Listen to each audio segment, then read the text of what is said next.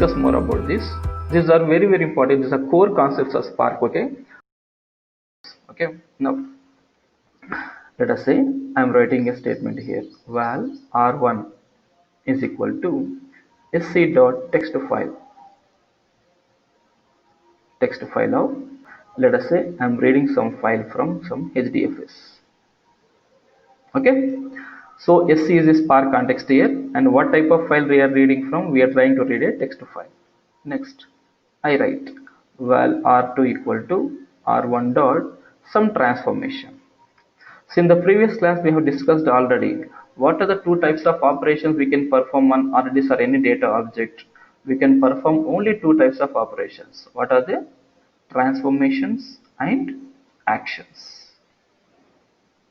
Transformations and actions, remember here. Okay, so I'm writing transformations as t1. T here I'm representing with t, small t. I'm not writing any specific name here of a transformation. I'm simply writing t1. By using t I'm trying to represent a transformation, and by using a I'm trying to represent an action. Okay, next r3 equal to r2 dot val r4 equal to r3 dot again some transformation val r5 equal to r4 dot some transformation val r6 equal to r5 dot some transformation, and val r7 equal to r6 dot some transformation, and finally r7 dot action.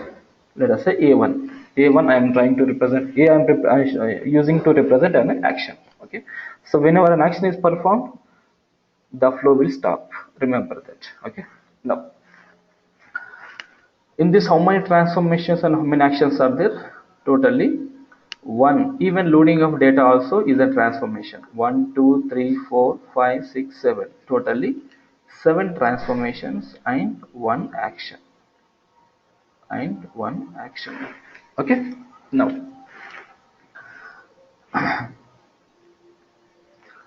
so whenever we define the flow, this is the let us say this is the program that we have written, Spark program, and we have submitted this program logic to this Spark, let us say to the cluster, let us say. Now what happens? So let us say now I am writing equally here to this side. I am writing here.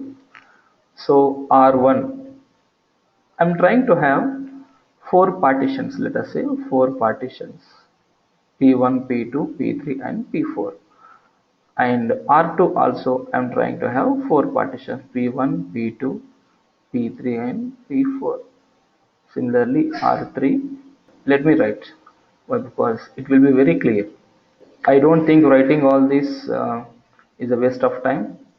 It gives more clarity when we go into a discussion. That's what I think.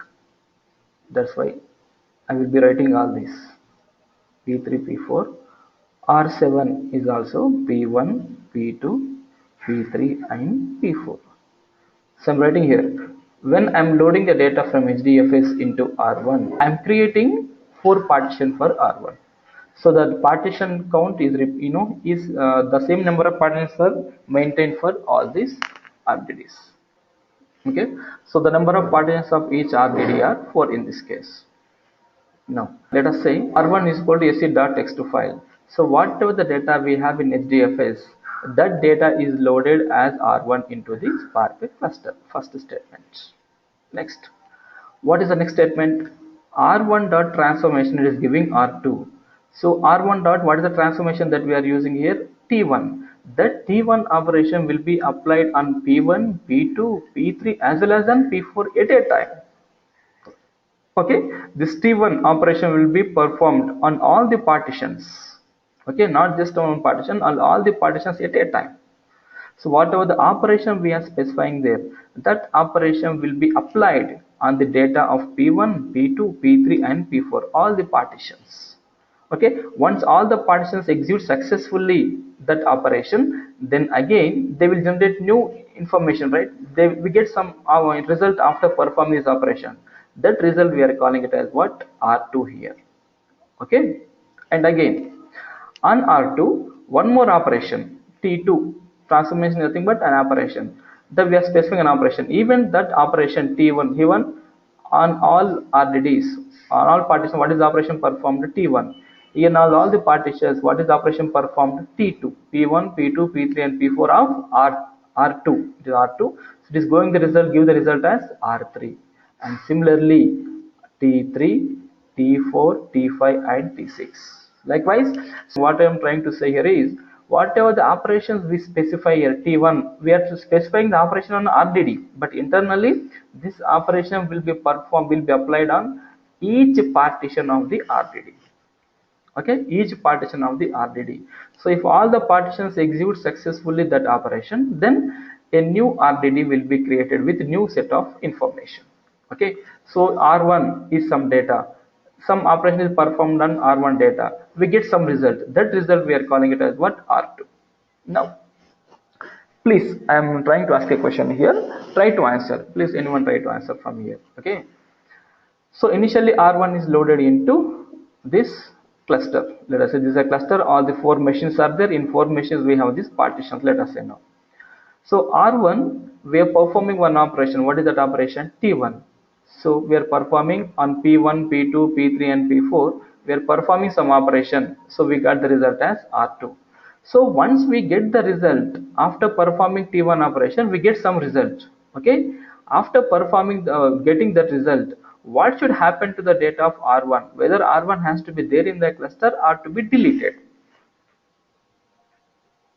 Got my question? I am repeating the question. See here, R1 is there, R1 data is there initially, no other data is there, only R1 is there. Okay, so we are based on our operation, our statement, the operation T1 has to be applied all the partitions of R1. So all are executed successfully and we got the result. That result we are calling it as R2. Now what should happen to the data of R1? Whether it has to be there in the cluster or to be deleted. Okay, so now R1 we have, let us say, and again we have R2. Next, in R2, what is the operation that we are trying to perform here? T2 here, and after that we get the result as R3. So again the cluster has to maintain R3 data.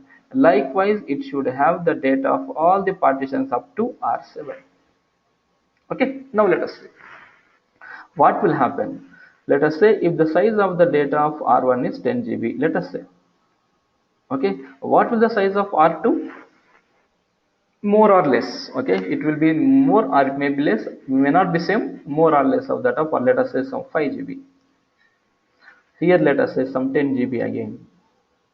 Here let us say some 2 GB, and for R5 let us say some 5 GB, and R6 some 6 GB, and R7 some 10 GB.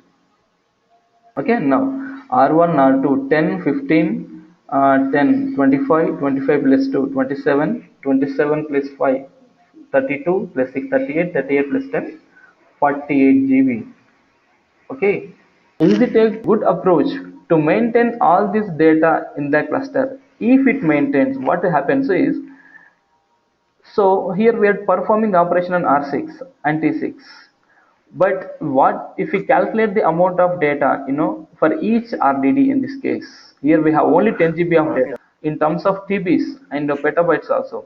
If we try to have each copy of data, each RDD in data in the cluster itself, just let me avoid this. See here, R1 to R7. Here we have only 7 RDDs. Let us say, okay, it can bear the data, whatever the amount of data we have for all the RDDs, that can be accommodated in the memories. Now, what about if we have, let us say, some 1000 transformations? So 1000 transformations, it will generate 1000 RDDs. So if the cluster has to maintain the data of 1000 RDDs. But do we require actual the data? Once we get the result of R2, do we require R1? Why? Because Spark is using memory for computation, not the hard disk. It doesn't make use of hard disk, it uses only memory. Spark will try to remove this data. Once we get the result of something, some transformation, the old data, the previous data will be erased from the cluster. And when we get R2 data, R1 data will be deleted. And when we get R3, R2 will be deleted. When we get R4, R3 will be deleted. If let us say in the R3, while performing operation on R5R, we lost this partition P3. Now what the Spark has to do? Spark has to regenerate the data from beginning. I told you. Why it has to go from the beginning? Because it doesn't maintain this data in the cluster. Once we get the output, this information will not be maintained in the cluster. Okay, so that is the problem why it is starting from the beginning. If you, yeah, according to your idea, if your data of all these artists maintained in the cluster, then there is no need of going from the beginning. Directly it can take the data from the previous entity, it can recompute, and with only one computation it can regenerate the output. That's it, right? This such huge amount of data cannot be maintained in the cluster, and that too everything has to be processed in the memory. This is the reason why it will try to remove the data. Once we get the output of the transformation, the previous data will be deleted. Okay, so but if the number of transformations are more, if the number of operations are more, let us say some 1000 transformations, and if there are 1000 transformations, some of the partitions are lost. Let us say item R990, and if the partitions are lost, then again it has to recompute the data from R1 to R990. So even this is not a positive approach. If the number of transformations are less, okay, it can recompute from the beginning, but it is not good approach to recompute always from the beginning, mainly when we have more lines of code. So in that case, how we can minimize this time required to recompute the data? That is possible with the concept called as persistence. Okay, that is with persistence. That concept we call as persistence. Okay, just observe here.